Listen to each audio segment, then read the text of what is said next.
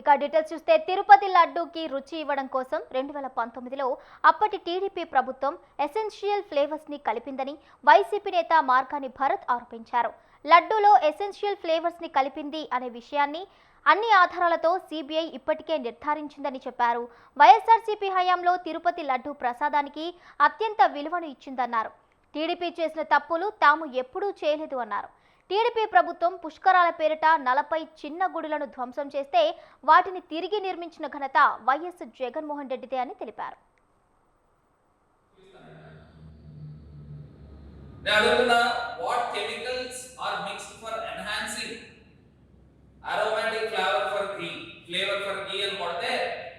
మీరు నిన్న పదాలు మాట్లాడారు కదా, నిన్న సభలో బాత్రూంలో వాడేది కెమికల్స్ అనేది అవి వస్తా ఉన్నాయి. Propylene, beta carotene, synthetic acids, enzyme modified ghee, ఇవన్నీ కూడా ఆర్టిఫిషియల్ గా ఎసెన్షియల్ ఆయిల్స్ కలిపి ఒక సింథటిక్ ఘీ ఫ్లేవర్ ఎన్హాన్స్మెంట్ కి మీ ప్రభుత్వంలో మీ హయాంలో 2018లో 87,000 కేజీలు కొన్నారు. ఆ కంపెనీ కూడా L1 ఎవరు అంటే పరాగ్ మిల్క్ ఫుడ్ లిమిటెడ్. వాళ్ళు 385 రూపాయలకి L1 పరాగ్ వాళ్ళు.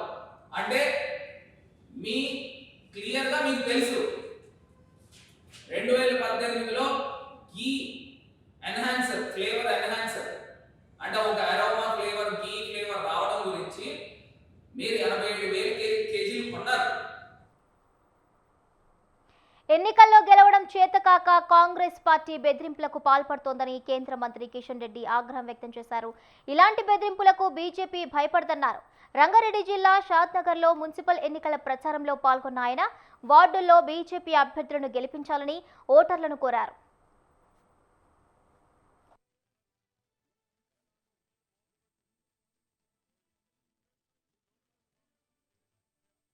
అందరికీ నమస్కారం. తెలంగాణ వ్యాప్తంగా అన్ని మున్సిపాలిటీల్లో కూడా భారతీయ జనతా పార్టీ పూర్తి శక్తిని కేంద్రీకరించి తెలంగాణ వ్యాప్తంగా పూర్తిగా శక్తిని కేంద్రీకరించి అన్ని మున్సిపాలిటీల్లో పోటీ చేస్తా ఉన్నాం. ఈరోజు తెలంగాణ ప్రజలు మరి మార్పు కోరుకుంటున్నారు. ఖచ్చితంగా భవిష్యత్తులో రాబోయే మార్పుకు ఒక మొదటి అడుగు ఈ మున్సిపల్ ఎన్నికల్లో అనేక స్థానాల్లో కౌన్సిలర్ స్థానాలు గాని, కార్పొరేటర్ స్థానాలు గాని, చైర్మన్ గా గాని, మేయర్ గా గాని బీజేపీ గెలవబోతా ఉంది. ఎందుకంటే ఈ రాష్ట్రంలో మరి ఈ రెండు పార్టీలకు, కాంగ్రెస్ పార్టీకి, బీఆర్ఎస్ పార్టీకి ప్రత్యామ్నాయం ఒక భారతీయ జనతా పార్టీ మాత్రమే. తెలంగాణ ప్రజల ఆకాంక్షలు నెరవేర్చేటువంటి శక్తి, నెరవేర్చేటువంటి బలము, నెరవేర్చేటువంటి కృత నిశ్చయము ఒక్క భారతీయ జనతా పార్టీకి మాత్రమే ఉన్నది. రాష్ట్రంలో ఖచ్చితంగా తెలంగాణ ప్రజలు 10 సంవత్సరాలు బీఆర్ఎస్ ను చూశారు, 2.5 సంవత్సరాలుగా కాంగ్రెస్ ను చూస్తా ఉన్నారు. ఈ రెండు పార్టీలు దొందే. ఉమ్మడి కరీంనగర్ జిల్లా వేములవాడలో బీజేపీ రాష్ట్ర నాయకుడు చెన్నమనేని వికాసరావు మున్సిపల్ ఎన్నికల ప్రచారంలో పాల్గొన్నారు. బీజేపీ అభ్యర్థులకు ఓటు వేసి గెలిపించాలని అభ్యర్థించారు. ప్రధానమంత్రి నరేంద్ర మోడీ వేములవాడ అభివృద్ధిపై దృష్టి కేంద్రీకరించారన్నారు. కాంగ్రెస్ ప్రభుత్వం వద్ద నిధులు లేవని, కేంద్ర ప్రభుత్వమే గ్రామ పంచాయతీలకు, మున్సిపాలిటీలకు నిధులు కేటాయిస్తోందన్నారు.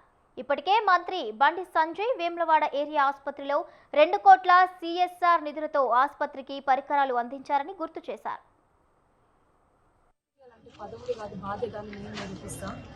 చదువుకున్న వ్యక్తులుగా ముందుకొచ్చాం. ఒక్కసారి మాకు అవకాశం ఇచ్చి చూడండి. అభివృద్ధి అంటే ఏంటో భారతీయ జనతా పార్టీ చూపిస్తుంది. ప్రతి ఒక్కరికి తోడుగా ఉంటాం. మీ ఇంటి ఆడబిడ్డగా మీ ప్రతి కష్టంలో అండగా ఉండి ఏ ఒక్క రూపాయి కూడా ఆశించకుండా, అవినీతి లేకుండా మీకు సేవ చేస్తానని మాటిస్తున్నాను. వేములవాడ ప్రాంతంలో అభివృద్ధి కార్యక్రమాలు చేస్తున్నారు. విద్యా వైద్య రంగంలో వారు వినూత్న సేవా కార్యక్రమాలు చేస్తున్నారు. వైద్య రంగంలో మొన్ననే మరి వేములవాడ ఏరియా హాస్పిటల్లో 2 కోట్లు విలువైన మెడికల్ ఎక్విప్మెంట్స్ వారు సిఎస్ఆర్ నిధుల ద్వారా డొనేట్ చేశారు. ఇది కాకుండా 10th క్లాస్ పిల్లలకు వేములవాడ పార్లమెంట్ పరిధిలోనే 20,000 సైకిళ్లు పేద విద్యార్థులకు పంపిణీ చేసి వారి సేవాభావం వారు చూపెట్టారు. అందుకే ఈరోజు ఇక్కడ బీజేపీని మీరు బలపరిస్తే బండి సంజయ్ గారిని బలోపేతం చేసినట్టు మరి తిరిగి మోడీ గారి దృష్టి మన పైన పడుతుంది. సంక్షేమం, సుపరిపాలన, భారతదేశాన్ని వికసిత్ భారత్ చేయాలని సంకల్పం. ఉమ్మడి కరీంనగర్ జిల్లా వేములవాడ శ్రీ రాజరాజేశ్వర స్వామి ఆలయంలోని హిందూ దేవతా విగ్రహాలను తరలించిన కాంగ్రెస్ దర్గాను ముట్టుకునే ధైర్యం చేయలేకపోతున్నారని బీజేపీ రాష్ట్ర నాయకుడు మాజీ జిల్లా అధ్యక్షుడు ప్రతాప రామకృష్ణ అన్నారు. బీజేపీ మున్సిపల్ అభ్యర్థుల తరపున వేములవాడలో ఎన్నికల ప్రచారం నిర్వహించారు.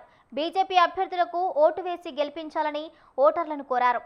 జాతీయవాదం, హిందూ ధర్మం కోసం పనిచేస్తున్న బీజేపీకి గతంలో 2 సార్లు వేములవాడ ప్రజలు అవకాశం ఇచ్చారని గుర్తు చేశారు. ఈ వార్డు నుండి బీజేపీ నుండి నేను పోటీ చేస్తున్నాను. ఇంటింటికి తిరుగుకుంటూ అన్ని మంచి విస్తృత ప్రచారం చేస్తున్నాను. కానీ ఇక్కడ వాటర్ ప్రాబ్లం బాగా ఉన్నది. మోర్లు కూడా మొత్తం నిండిపోయి ఉన్నాయి. రోడ్లు కూడా బాగాలేవు. కాబట్టి నన్ను గెలిపిస్తే నేను ఖచ్చితంగా అభివృద్ధి పేరు మీద సాంస్కృతిక నాశనం చేస్తే దాన్ని మేమాత్రం అభివృద్ధిని ఊహించాము. దాన్ని ఒప్పుకునే ప్రసక్తే లేదు. మరి ఆ రకంగా కాకుండా కేవలం హిందూ దేవతా విగ్రహాలను, హిందూ ఐడల్స్లో ముట్టుకొని దర్గాను ముట్టుకునే ధైర్యం లేదా మరి ఈ రోజు కూడా బయటికి తరలించలేదు. అది తరలించకుండా చేసినట్లయితే హిందువులతో ఏం కాదని ఆలోచన గిట్ట ప్రభుత్వం ఉందా? ఖచ్చితంగా కూడా మనందరూ కూడా చెప్తా ఉన్నాం. ఒక ఆధ్యాత్మిక క్షేత్రంలో ఉన్నాం, పవిత్ర పుణ్యక్షేత్రంలో ఉన్నాం. మన సత్తా ఏందో ఒక్కసారి చూస్తే కాంగ్రెస్ పార్టీకి కూడా అర్థమవుతుంది. కనుక పూర్తి విశ్వాసం మాకుంది. ఒక ఆధ్యాత్మిక చింతతోని, భగవంతుని పూజ సేవతో కూడా హిందూ ధర్మం కోసం పనిచేసే ప్రజలు ఇక్కడ గతంలో కూడా 2 సార్లు మాకు వివరాలు అవకాశం ఇచ్చారు. ఈసారి కూడా ఖచ్చితంగా గెలుస్తామనే విశ్వాసం కూడా మాకుంది. ప్రభుత్వ వ్యతిరేకత దానికి తోడైంది. బండి సంజయ్ గారు చేసిన పని జాతీయతవాదం కోసం, హిందూ ధర్మం కోసం నరేంద్ర మోడీ చేసే కృషి కనిపిస్తూ ఉంది. కనుక గెలుస్తామనే విశ్వాసం మాకుంది. ఖచ్చితంగా కూడా మాకు కూడా ఒకసారి మరొకసారి కూడా ఈ ఆశీర్వాదం కూడా తెలియజేస్తా ఉన్నాం. ఇప్పుడు ఓటర్ మా శైలకు మార్కాపురం జిల్లా ఎర్రగొండపాలెం మండలం నల్లమల్ల అటవీ ప్రాంతం పాలుట్ల గిరిజన గూడెంలో మంత్రి గొట్టిపాటి రవికుమార్ పర్యటించారు. ఈ సందర్భంగా 3 కోట్ల రూపాయల వ్యయంతో అప్గ్రేడ్ సోలార్ హోమ్ లైటింగ్ సిస్టమ్ను ఆయన ప్రారంభించారు. ఎర్రగొండపాలెం నియోజకవర్గ పరిధిలోని పాలుట్ల పంచాయతీలో ప్రజలు చీకటిలో నివాసం ఉంటున్నారన్న విషయం తెలుసుకుని రాష్ట్ర ముఖ్యమంత్రి చంద్రబాబు నాయుడు దృష్టికి తీసుకువెళ్లినట్లుగా చెప్పారు. దీంతో సానుకూలంగా స్పందించిన ఆయన గిరిజన తండాల్లో సోలార్ విద్యుత్ సౌకర్యం కల్పించినట్లు చెప్పారు. సోలారు విత్ బ్యాటరీ బ్యాకప్ అంటే చూసి ఉంటారు మీరు అంతా కూడా. పగలపూట బాబు అది ఒక పగలపూట లైట్ తీసుకుంటుంది, బ్యాటరీ స్టోరేజ్ చేసుకొని సాయంత్రం 6 నుంచి పొద్దుడు దాకా 2 ఫ్యాన్లు, 5 లైట్లు, మళ్ళీ ఫోన్ ఛార్జింగ్ అన్నీ కూడా చేస్తుంది అన్నమాట. ఇది దాదాపు 2,80,00,000 పెట్టి చేసాం ఇదంతా. ఇది కాకుండా కింద వీళ్ళు రాబోయే రోజుల్లో మేము వ్యవసాయం చేసుకుంటున్నాం. బావుల మీద నీళ్ళ ఇంజన్లతోటి డీజిల్ పెట్టి వ్యవసాయం చేసుకుంటున్నారు. చాలా ఖర్చు ఎక్కువైంది అంటున్నారు. తప్పకుండా దీన్ని ముఖ్యమంత్రి గారి దృష్టికి తీసుకెళ్లి ఏ విధంగా సహాయం చేయగలుగుతాం అనేది కూడా ఆలోచిస్తున్నాము. తప్పకుండా చేస్తాము. దీంతోపాటు ఇప్పుడు మేము వచ్చాం, దాదాపు 3 గంటలు పట్టింది మాకు ఆ రోడ్లో రావాలంటే. నేను కలెక్టర్ గారు చూసాం, అందరూ అధికారులు చూశారు, అందరూ చూశారు. ఇది రిజర్వ్ ఫారెస్ట్లో ఉండి టైగర్ జోన్లో ఉండటం వల్ల కాస్త ఫారెస్ట్ వాళ్ళు పర్మిషన్స్ ఇవ్వటం ఇబ్బందిగా ఉంది. ఇది మన డిప్యూటీ ముఖ్యమంత్రి గారి దగ్గర కూడా దృష్టికి కూడా తీసుకెళ్తాము. ఈ రోడ్డుకి ఏ విధంగా సాయం చేయగలచో ఫారెస్ట్ డిపార్ట్మెంట్ వాళ్ళతో మాట్లాడి కొద్దిగా అట్లీస్ట్ గ్రావెల్ వేసి శుభ్రంగా వాళ్ళకి ఇబ్బంది లేకుండా రోడ్డు ఉండేటట్టు. ఎందుకంటే 3 గంటలు ఒకరోజు మేము వస్తేనే 3 గంటలు పోవడానికి రావడానికి. గుంటూరు జిల్లా ప్రత్తిపాడు నియోజకవర్గం తుమ్మలపాలెం గ్రామ పంచాయతీలో district institute of educational training diet of excellence నిర్మాణానికి కేంద్ర సహాయ మంత్రి డాక్టర్ పెమ్మసాని చంద్రశేఖర్ శంకుస్థాపన చేశారు. ఈ కార్యక్రమంలో ఎమ్మెల్యే బి రామాంజనేయులు, సంబంధిత ఇతర అధికారులు పాల్గొన్నారు.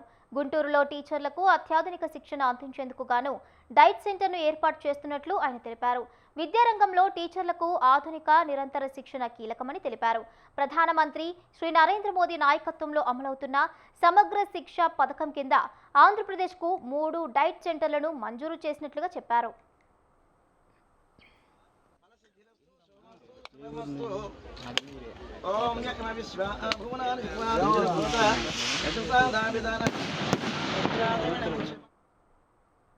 హైదరాబాద్ సనత్ నగర్ నియోజకవర్గం పద్మారావు నగర్ ప్రజలు ఎదుర్కొంటున్న సమస్యల్లో చాలా వరకు పరిష్కరించినట్లు మాజీ మంత్రి ఎమ్మెల్యే తలసాని శ్రీనివాస్ యాదవ్ అన్నారు. 43 లక్షల రూపాయల వ్యయంతో చేపట్టనున్న సీవరేజ్ లైన్ పనులను ఆయన ప్రారంభించారు. కాలనీలు, మెయిన్ రోడ్లు అని తేడా లేకుండా అన్ని ప్రాంతాలలో అభివృద్ధి పనులు చేపట్టి ప్రజల సమస్యలను పరిష్కరించినట్లుగా తెలిపారు.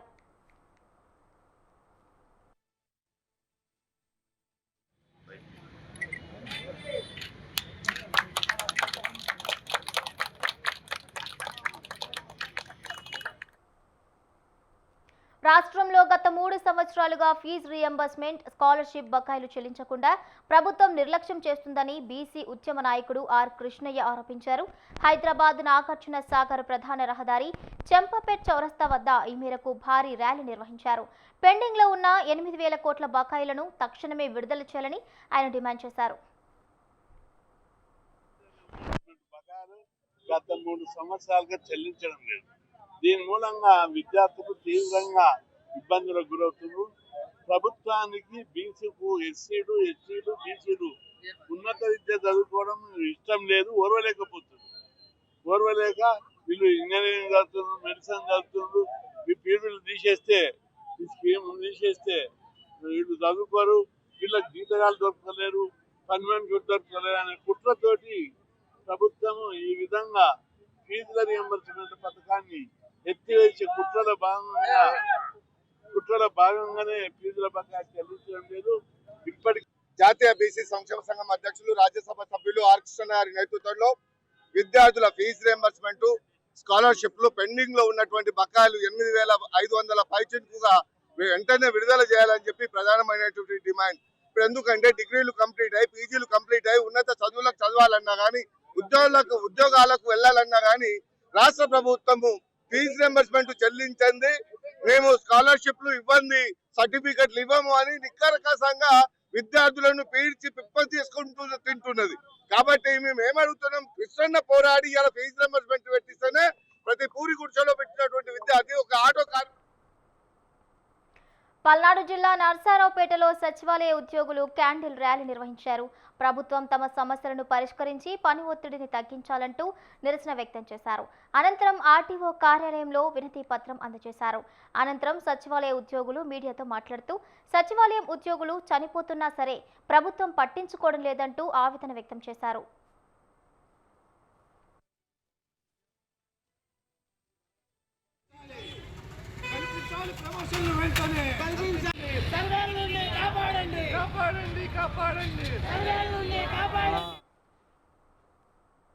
విధి నిర్వహణలో ప్రాణాలు కోల్పోయిన నిజామాబాద్ జిల్లా ఎక్సైజ్ కానిస్టేబుల్ గాజుల సౌమ్యకు Telangana bar and restaurant association నివాళులర్పించింది. నాంపల్లిలోని ఆబ్కారీ భవన్లో ఎక్సైజ్ సిబ్బందితో కలిసి సౌమ్య చిత్రపటానికి అసోసియేషన్ నాయకులు పూలమాలలు వేసి శ్రద్ధాంజలి ఘటించారు. ఆమెను కారుతో ఢీకొట్టి మరణానికి కారణమైన వారిని కఠినంగా శిక్షించాలని అసోసియేషన్ అధ్యక్షుడు దామోదర్ గౌడ్ డిమాండ్ చేశారు. గంజాయి సప్లై చేసే బ్యాచ్ను పట్టుకునే క్రమంలో తీవ్ర గాయాల పాలై మృతి చెందిందని ఆవేదన వ్యక్తం చేశారు.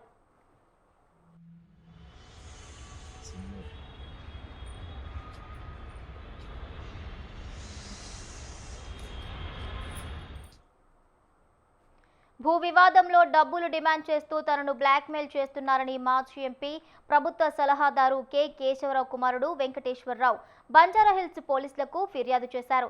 బంజారాహిల్స్ రోడ్ నంబర్ 12లో మాజీ కె వెంకటేశ్వరరావు, కేకే కుమార్తె కవితారావుకు ఉన్న ఇల్లు తమ పేరున రిజిస్టర్ చేయాలంటూ 2 వ్యక్తులు బెదిరిస్తున్నారని ఫిర్యాదులో పేర్కొన్నారు. ఈ మేరకు బంజారాహిల్స్ పోలీసులు రఘువీరారెడ్డి, అన్వేష్ రెడ్డి ఆ వ్యక్తుల మీద క్రిమినల్ కేసు నమోదు చేశారు.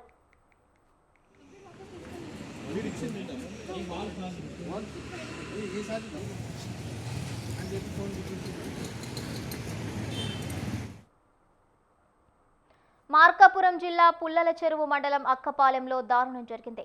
గ్రామంలోని ఎకరం పొలంలో సాగు చేస్తున్న నన్నారి షర్బత్ పంటకు గుర్తు తెలియని దుండగులు నిప్పు పెట్టారు. దీంతో పంట మొత్తం బుగ్గిపాలైంది. ఈ అగ్ని ప్రమాదంలో 6 లక్షల రూపాయల ఆస్తి నష్టం వాటిల్లినట్లు బాధిత రైతు పోసాని నాగరాజు కన్నీళ్లు పెట్టుకున్నారు. ఈ ఘటనపై పోలీసులు కేసు నమోదు చేసి దర్యాప్తు చేస్తున్నారు. పంటకు నిప్పు పెట్టిన దుండగులను కఠినంగా శిక్షించాలని, ప్రభుత్వ పరంగా నష్టపరిహారం అందించాలని బాధిత రైతు పోసాని నాగరాజు కోరుతున్నారు.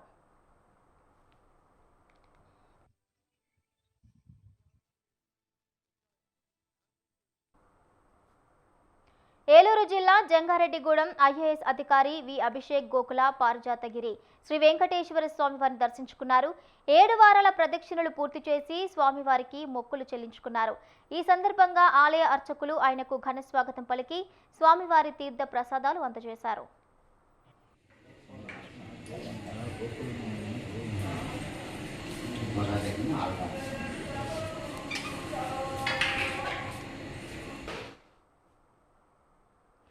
నంద్యాల జిల్లా ప్రముఖ పుణ్యక్షేత్రంలో హుండీల ఆదాయం రికార్డు స్థాయిలో నమోదైంది. శ్రీశైలం శ్రీ బ్రహ్మరాంబ మల్లికార్జున స్వామి అమ్మవార్ల ఉభయ ఆలయాలు హుండీ లెక్కింపు నిర్వహించారు. చంద్రవతి కళ్యాణ మండపంలో పకడ్బందీగా ఈ లెక్కింపు నిర్వహించినట్లు దేవస్థానం చైర్మన్ రమేష్ నాయుడు తెలిపారు. శ్రీశైలం మల్లన్న దేవస్థానానికి 3,76,22,452 రూపాయల నగదు రాబడిగా లభించినట్లుగా తెలిపారు. గత 25 రోజుల్లో శ్రీ స్వామి అమ్మవార్లకు భక్తులు నగదును కానుకల రూపంలో సమర్పించినట్లుగా చెప్పారు. ఈ హుండీ లెక్కింపులో గోల్డ్ అప్రైజర్ హాజరు కాని కారణంగా బంగారం వెండి లెక్కించలేదన్నారు.